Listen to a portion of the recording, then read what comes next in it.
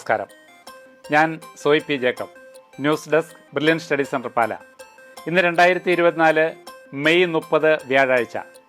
ഇന്നത്തെ പ്രധാന 10 പത്രങ്ങളും പരിശോധിച്ച് അവയിലെ വിദ്യാഭ്യാസ വാർത്തകൾ ശേഖരിച്ച് നിങ്ങളുമായിട്ട് പങ്കുവയ്ക്കുകയാണ്, വേഗത്തിലും ചുരുക്കത്തിലും.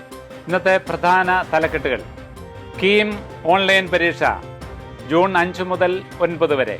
പ്ലസ് ടുക്കാർക്ക് പ്രതിരോധ സേനയിൽ ഓഫീസറാകാം. പാരാമെഡിക്കൽ രംഗത്ത് വിദഗ്ധരാകാം. ഇന്നത്തെ മലയാള മനോരമയുടെ വിദ്യാഭ്യാസം പേജിൽ വളരെ പ്രാധാന്യത്തോടുകൂടി കൊടുത്തിരിക്കുന്ന ഒരു വാർത്തയാണ്. കേരള എൻട്രൻസ് ജൂൺ 5 മുതൽ 9 വരെ. ദിവസം പരമാവധി 18,993 പേർ. കേന്ദ്രങ്ങളിലെല്ലാം റിസർവ് കമ്പ്യൂട്ടറുകൾ. ജൂൺ 10 റിസർവ് ദിനം.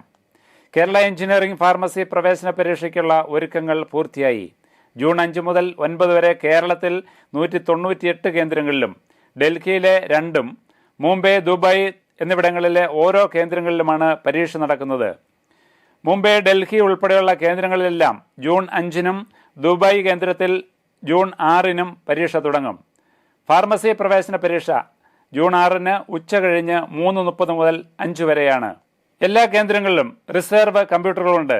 എല്ലാ പരീക്ഷാ കേന്ദ്രങ്ങളിലും UPS ബാക്കപ്പും ജനറേറ്ററുമുണ്ട്.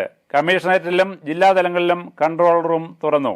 അഡ്മിറ്റ് കാർഡുകൾ ഡൗൺലോഡ് ചെയ്യാൻ www.ce.kerala.gov.in എന്ന വെബ്സൈറ്റ് പ്രയോജനപ്പെടുത്താം. നേരിട്ട് വിവരങ്ങൾ അന്വേഷിച്ചറിയാൻ 0471252530 എന്ന ഫോൺ നമ്പറും കൊടുത്തിട്ടുണ്ട്.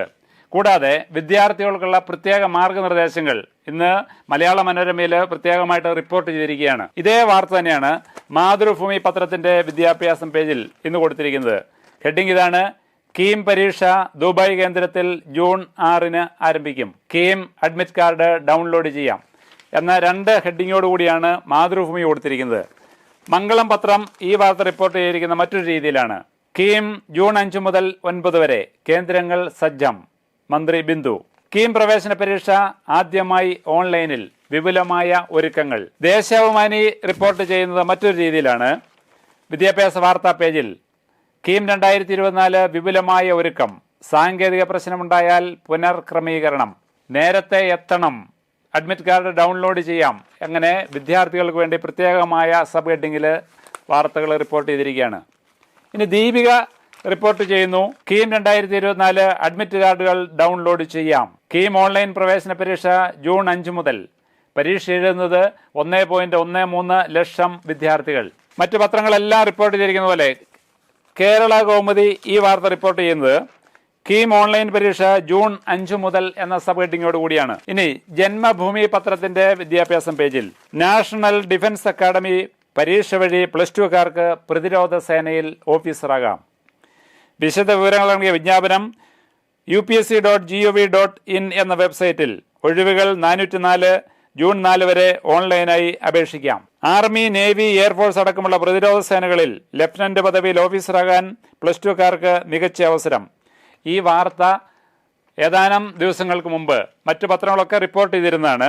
പ്ലസ് 2 മാർക്കിന്റെ അടിസ്ഥാനത്തിൽ പ്രതിരോധ സേനയിൽ ഓഫീസറാകാനുള്ള അവസരം സംബന്ധിച്ച വിശദാംശങ്ങൾ ഇന്ന് ജന്മഭൂമി പത്രം റിപ്പോർട്ട് ചെയ്തിരിക്കുന്നു. ഇനി ജനയുഗം പത്രം പരിശോധിക്കുമ്പോൾ മറ്റൊരു വാർത്തയാണ് കാണുന്നത്: പാരാമെഡിക്കൽ രംഗത്ത് വിദഗ്ധരാകാം.